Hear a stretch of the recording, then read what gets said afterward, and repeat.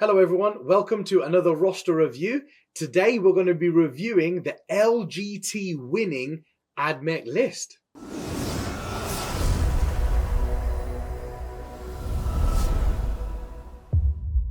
If you haven't already guys, hit the subscribe button and notifications bell just in the corner over there so you know each time we release one of these videos. Right, let's get straight into it. Malik won the LGT this past weekend. Congratulations, Malik. You played very, very well. And, great player with a great list. Well done. Very well deserved, mate. So, congratulations again, Malik. Right then, guys, let's have a look at what Malik had in his list, first of all. So, it was 3 patrol detachments, 1 Lucius patrol detachment, and 2 Mars patrol detachments. In the Lucius patrol detachment, there was a Scitari Marshal with the Firepoint Telemetry Cache and the Solar Flare Relic. There was a Tech Priest Manipulus with the Holy Order Logi that you pay points for, the Luminescent Blessings Warlord trait, and the Raiment of the Technomata Relic. Then there were 3 units of 20 Rangers. One had 2 Plasma Calivers in, and the Scitari Alpha was given a Warlord trait, Program Retreat. The other 2 Ranger squads had 1 Plasma Caliver each, of course with Enhanced Data Tethers and Omnispexes in all 3 units. And one of the sergeants of those 2 squads also had a multitasking Cortex. So it's 20 Rangers, 2 Plasmas, Program Retreat, 20 Rangers, 1 Plasma, multitasking Cortex, and then 20 Rangers, 1 Plasma, no Warlord trait. So that's how those 60 Rangers were tooled up. Then in the first Mars Patrol Detachment, we had a Tech Priest Manipulus, who was from the Holy Order Artisans that you also pay points for the upgrade. There was a unit of 20 Rangers with Enhanced Data Tether and Omnispecs, but that is it.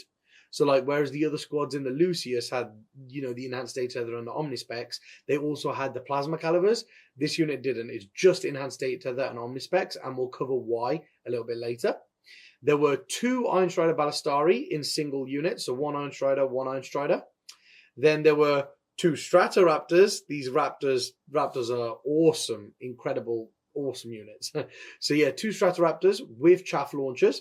And then in the other Mars Patrol Detachment, there was a Scitari Marshal, 15 Rangers with an Omnispec. So you can see the pattern here, 20, 20, 20, 20, 15. 15 Rangers just with an Omnispecs because you can't take both an Enhanced Data Tether and an Omnispecs unless you have a 20-man unit. You can only take 1 for every 10 in there. So that's why there's Omnispecs, so the unit can ignore the penalties of cover. Then in the Elite slot, he had X101, which is a singular model from the Blackstone Fortress game that you can use in 40k. And then there was a 3rd Stratoraptor with a chaff launcher and 1 Fusilave with a chaff launcher as well. The bomber had a chaff launcher as well, which is pretty cool. Right, so that's the list. Now let's have a look at how it all works. Right, so how the list works, guys. Let's go from the very top. First of all, let's have a look at the Scitari Marshal in the Lucius Patrol Detachment. So he has got the Solar Flare Relic. That means once per game, you can remove a unit from the board with him if you want to. It's a can and if, not a must.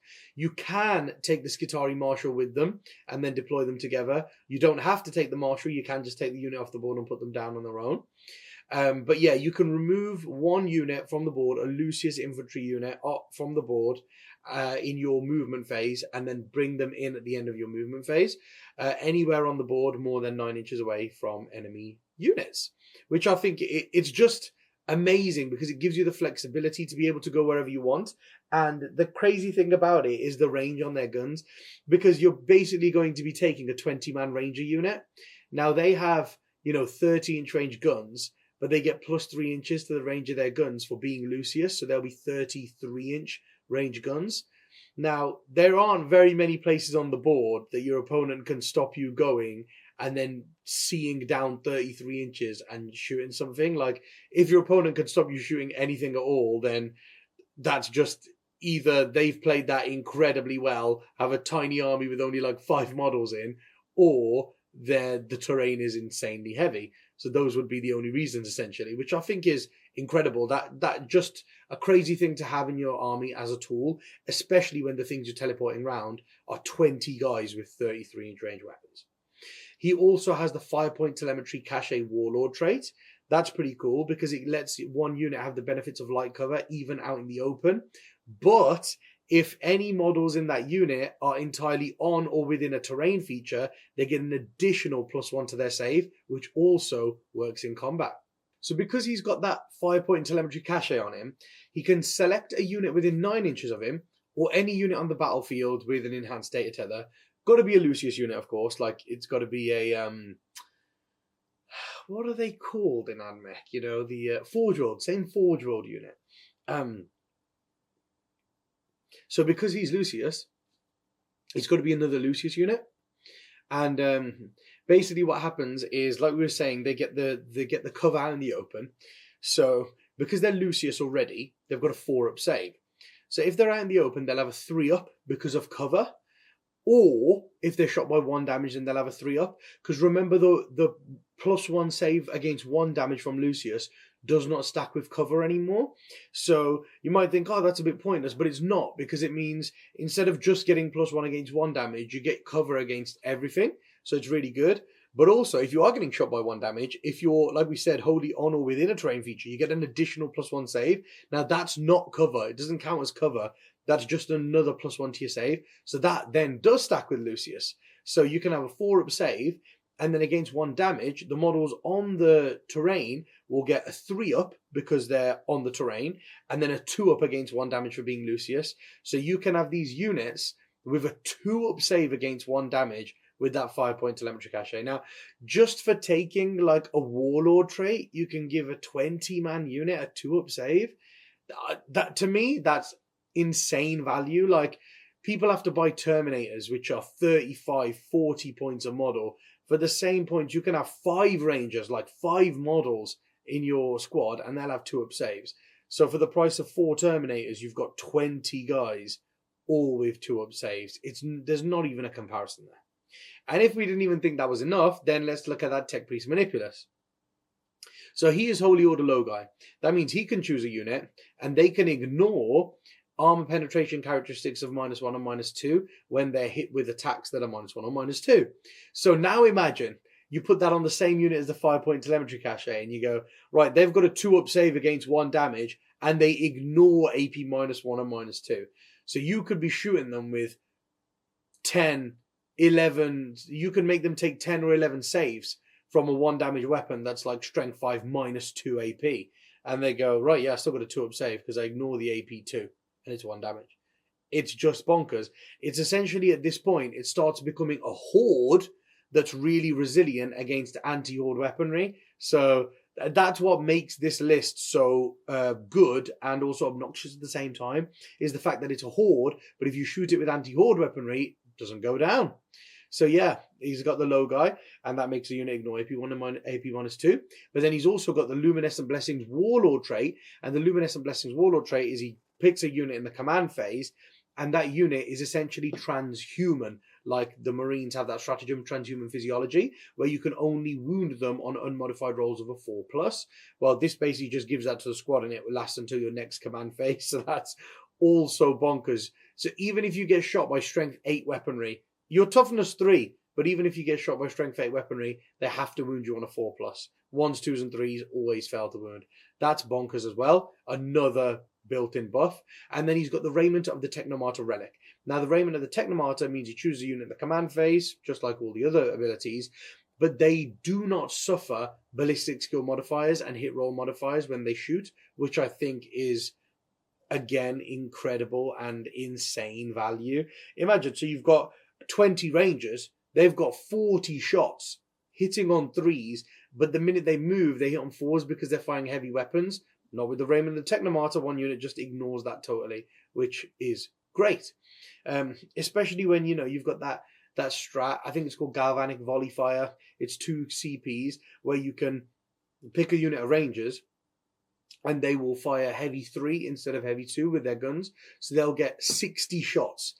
And imagine that now, you can move forward with 60 shots, shoot at 39-inch range because a Manipulus can pick a unit, give them extra AP on their guns and extra 6-inch range.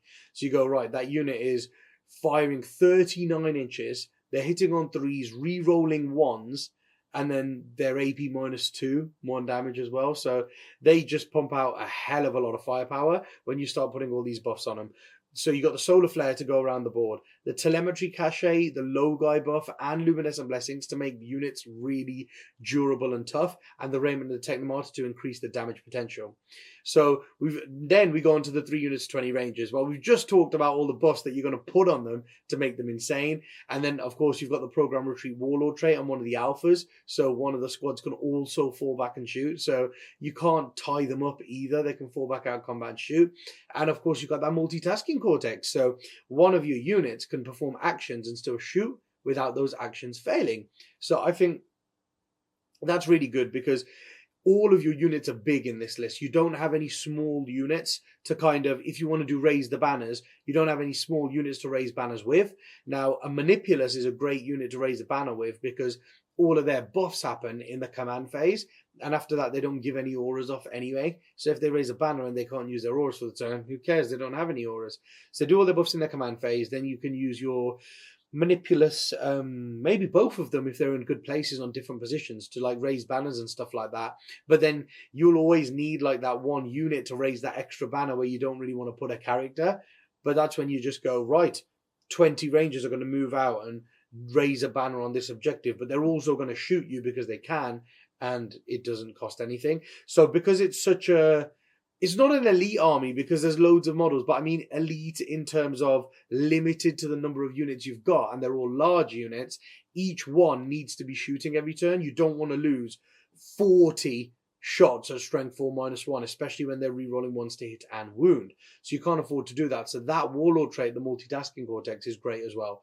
So essentially you've got these 60 rangers running round, but normally sitting towards like backboard because they're also to the last. These 3 units are the 3 to the last choices. So the army does that incredibly well. These sit behind everything else, moving up the board slowly, picking things off at long range, and they're super survivable. You try and get rid of you to this person's to the last, and all of a sudden they're like, well, this one unit over here is transhuman. This one unit over here has got a 2-up save against 1 damage with that telemetry cachet and a 3-up save out in the open and stuff. Oh, and by the way, this other one ignores AP -1 and -2 shots, so they're all durable. Or you hide 2 of them, put all the buffs on 1 unit and send it out, sit on an objective and go, just this 1 unit is all transhuman, 2-up save against 1 damage, ignoring AP -1 and -2, and they just don't go down. So that's the Lucius bit. And then we move on to the Mars Patrol detachments. So the first Mars Patrol detachment then has got the HQ, which is the Tech Priest Manipulus, who's Artisans. Now, he can also do the exact same thing as what the other Manipulus, can do, is pick a unit, increase the range of their weapons by 6 inches and give them an extra AP. So having 2 units which are AP -2 with that extra range is incredible, especially when one is Lucius and now one can be Mars as well. It just gives you that flexibility, and I think that's exactly what Malik's gone for here. And then him being Artisans, remember, lets another unit fall back and shoot. Now, people might look at the list if you don't have this guy in there and go, right, well, you've got program retreat, but it's on your Lucius guys. So your 3 Lucius blobs, one of them can fall back and shoot. So there's no point tagging them. But a Mars unit of 20, I can tag one of them because you don't have a fall back and shoot over there. So that's why Malik's put this Artisan's Tech Priest Manipulus in. So if they try and tag one of his Mars units, he can still fall back and shoot, like fall back and shoot normally. Then you got this unit of 20 Rangers with the enhanced data tether on the Omnispecs in the Mars Patrol detachment as well. Now, the main reason for that is Wrath of Mars. So imagine the Tech Priest Manipulus looks at this unit and goes, right, you've got a 36-inch range now instead of a 30-inch range.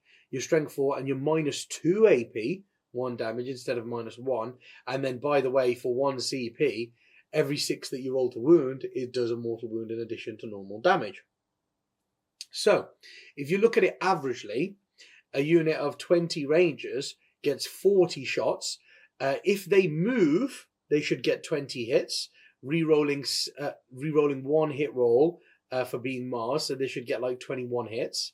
Now, out of 21 hits, you should roll like possibly 4 6s to wound. We should also have 4 1s that you can re-roll if you're next to the Marshal, who's in the other Mars Patrol detachment. And then you go, right, I should average 4 or 5 6s. So, you know, for 1 CP, you're doing 4 or 5 mortal wounds to someone. If you haven't moved, it's a lot more because you're hitting on 3s. So you'll get like 27 hits or 28 hits re-rolling one. So, you know, if you get 28 hits, all of a sudden you're like, oh, I should basically get 5 6s to wound then. And then I'm re-rolling 5 1s, so I could get another one. And then you're averaging 5 to 6 mortal wounds every time that unit shoots, just for 1 CP.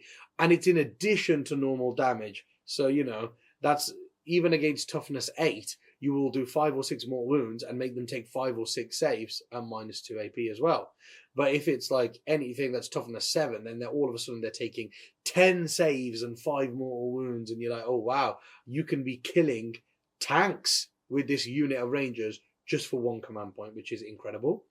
Then you've got 2 individual Iron Strider Ballistari. Now these can be a bit of a screen because in some games you won't need these that much, but they can, in those games, you can use these to chuck out onto objectives and hold objectives and not really care if they get killed or anything because they're there to protect your rangers from getting struck. That's what you can do in some matchups with them. But also, these Iron Strider Ballistari are no like pushover, man. They are anti-tank beasts. They hit on 3s, so they get 2 shots, they hit on 3s, and they get 1 reroll to hit for being Mars. Then they're strength 9, minus 3, and D3 plus 3 damage. They do an insane amount of, you know, damage for their points, basically, because they're only 75 points a model, and I think that's incredibly cheap. Incredibly, incredibly cheap. On the turn, that you do +1 ballistic skill for your whole army with the Doctriner, and you pop the Canticle for 1 reroll to hit, wound, and damage, all of a sudden, each Iron Strider Ballistari goes, well, I've got 2 shots, I'm hitting on 2s, and I can re-roll 2 hit rolls, which is mental. Then, you know, I'm strength 9 with 1 reroll to wound as well. And then a minus 3, D3 plus 3 damage with 1 reroll on damage. So that's when, like, you look at it and you go, wow, on that turn, 1 Iron Strider Ballistari can pretty much take out a Rhino, like Ace a Rhino, 10 wound vehicle on its own, Ace a Raider, all this kind of stuff, which is just insane.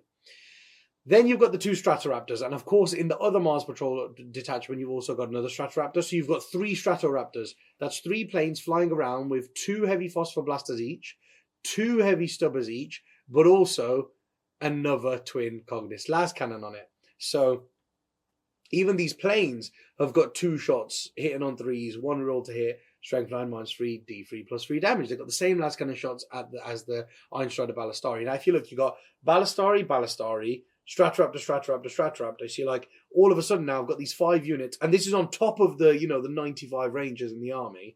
Like, I've got these 5 units that have all got las cannon shots on them, and very, very reliable las cannon shots. So that's why those things are in the army. And these planes, the reason why they're there, because you might go, right, well, if an Iron Strider Ballistari, which is 75 points, has the same amount of las cannon shots as this plane, which is 180, why would you take the plane? Well, the plane is more flexible and it can get to your opponent in places where a Ballistari wouldn't be able to get to. And also, it's got the phosphor blasters and the stubbers on it that can go into different targets and whittle down other units at the same time as putting its high damage output las cannons into a different target. So that's why they're there.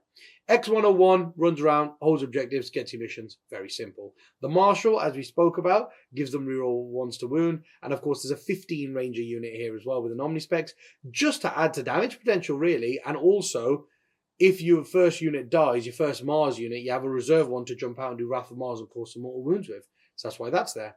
And the final thing in the list is, of course, that Fusillade.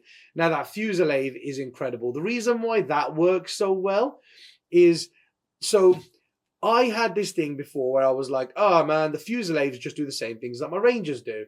But then actually I tried the Fusillades out and they get more reach to get to those places that Rangers can't actually get to. And I was like, actually, these Fusillades are really good. So that's why I was taking, and have now taken 3 Fusillades in my army, because I'm like, they can get to all the places that Rangers can't get to and do extra damage. And then if people do actually start killing my Rangers, they will make up for it by doing the mortal wounds and with the 16 stubber shots that they have per plane to help out in place of the firepower that I've lost by losing Rangers. So I actually think the Fusillades are really good. And I know Malik's got one here, and that's to get to those annoying units at the back that your Rangers won't be able to see until later on in the game. So that's how this list is working with the secondaries in mind.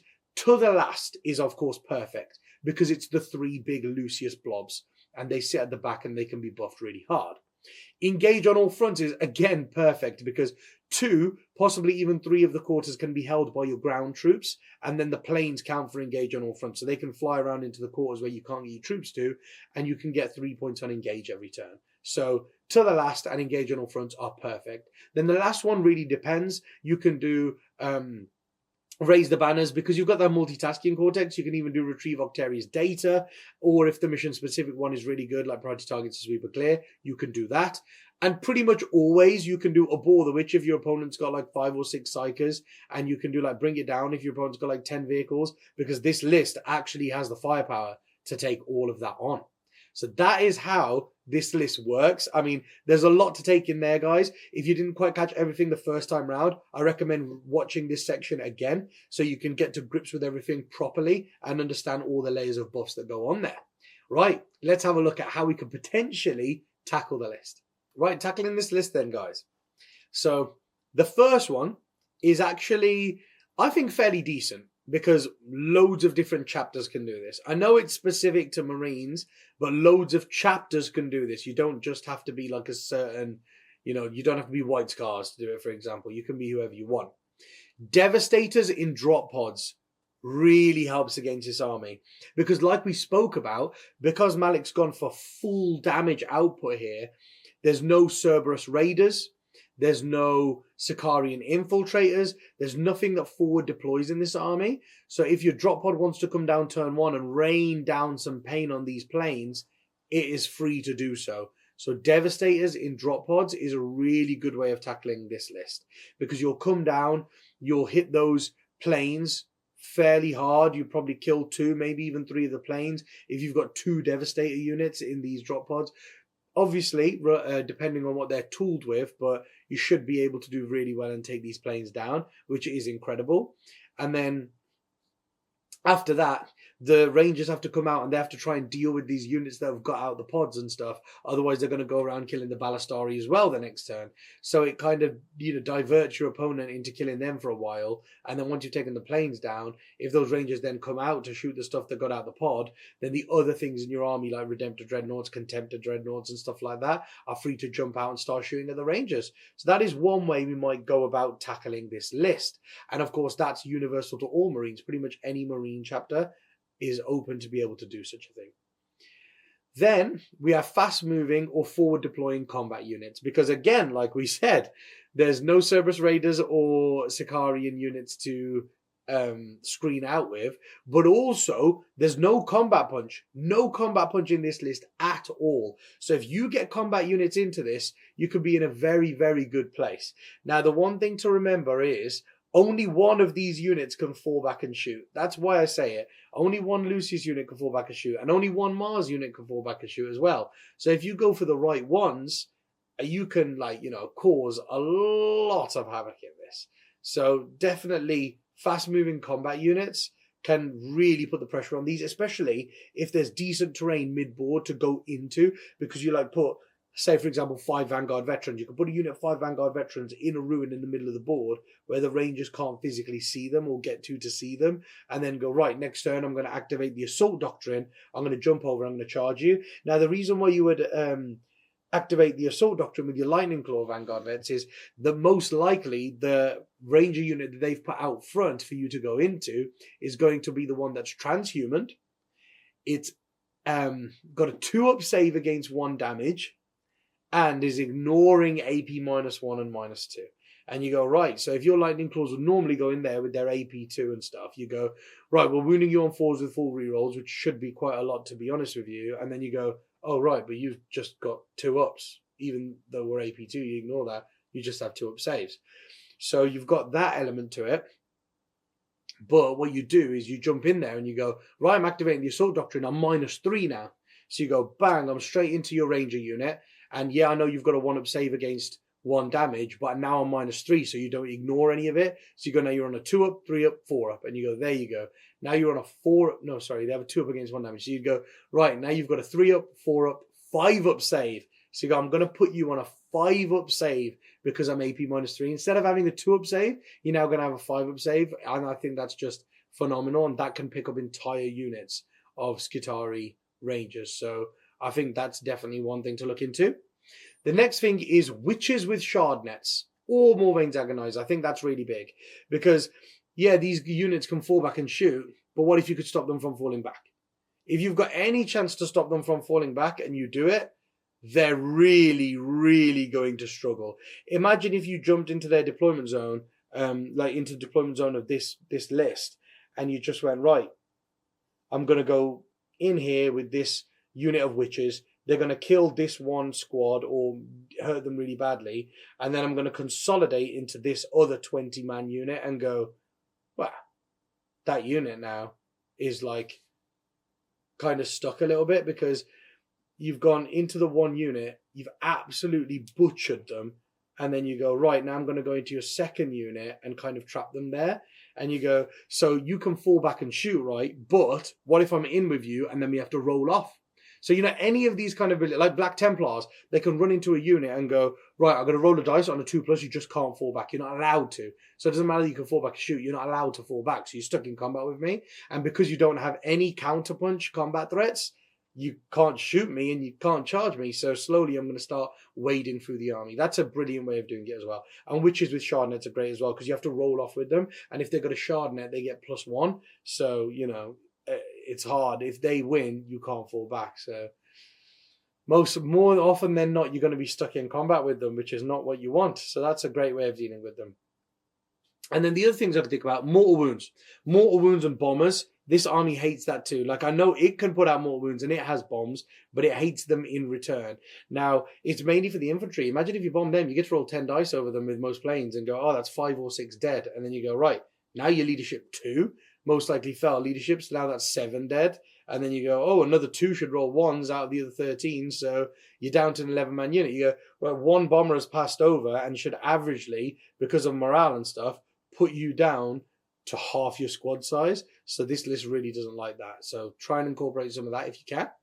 And also the final thing I can think about, it's not so much tackling this, but being resilient against this and trying to win on the mission. And that's things with a 1-up save. So, like Terminators and stuff like that, because against the AP -1, they'll still have a 2-up save because Terminators with Storm Shields have like a 1-up save. So even with -1, they'll have a 2-up save. Now, where you might struggle is the 2 units that can jump out and make themselves -3. But hey ho, there's nothing you can do about that. That's not in your control. So yeah, things like Scarabacle Terminators who get +1 save against 1 damage, or normal Terminators with Storm Shields on them. That is a good way of taking this on. So there you have it. There are like 5 different tips on how we can look at tackling this army. Let's have a look at any modifications that we can make to this list to make it better. Right then, modifications. Now, there are only really 2 things that I would possibly say. But for this event, for the LGT, you probably didn't want to change anything about it because, like we said, you need to try and get 100s. And putting the other things in makes your bad matchups a little bit easier, and it lets you get, the win in bad matchups sometimes by outplaying your opponent. But in this format, you need to just go and get 100s. So if you're going to a tournament where you need to go undefeated and also be in the top people of the undefeated people to get into the top 4 and be able to play for the final, then yes, you would not make any modifications to this. But if you're looking to go to a more balanced GT where there's only going to be one guy who's undefeated or playing really well and going 4-1 will get you on the podium, then I think you want to look at your bad matchups and take things that can make them slightly easier. So I think what you want to do is add some Cerberus Raiders or Infiltrators somehow. Find the points to fit in some Cerberus Raiders and some Infiltrators, or like either Cerberus Raiders or Infiltrators, or Cerberus Raiders and Infiltrators, whichever way you want. Those Cerberus Raiders can move 12 before the game. They can screen out really well. They can keep moving 12 after that. They can run away when they get charged. And most importantly, they can snipe out characters and they deal out mortal wounds. But then if you put them in the Mars detachment, you could use Wrath of Mars, and each 6 would then be 2 mortal wounds instead of 1, which I think is incredible. So that's the first change. And the second change you could maybe make is split the 15-man Mars unit in the final patrol at the bottom. You split that 15-man unit into 3 5-man units. So, you don't just split the thing up completely, but you you take that 15-man unit and you split them into 3 5-man units. So you go, right, what is that doing for me? And you go, well, now I can raise banners comfortably. I can save a CP by not having to take the multitasking cortex. You can go, right, I've got 3 little 5-man units and they're going to go around raising banners for me. When I need to trade off on an objective in the middle of the board, instead of sending a whole 20-man ranger squad out, I can just send 5 rangers out. They'll do the objective for me and then they'll get wiped out. But I think that is a great way of playing, and having those those extra units to reinforce your plans is always great. So those are the modifications that I would possibly look at making. Right, guys, I really hope you've enjoyed this roster review. And again, I just want to say at the end of the video, congrats to Malik for winning the LGT with this list. If you enjoy the content, please hit that subscribe button, notifications bell in the corner over there, so you know each time I release one of these videos. And if you want more content like this and more exclusive content, like tournament coverage and how things are going on in the meta right now, meta analysis, or if you would just like amazing discounts off our web store, and if you'd just like to support the channel, then head over to glasshammergaming.co.uk and join the elite. And until next week, guys, stay safe, play lots of Warhammer 40k, and I'll see you later.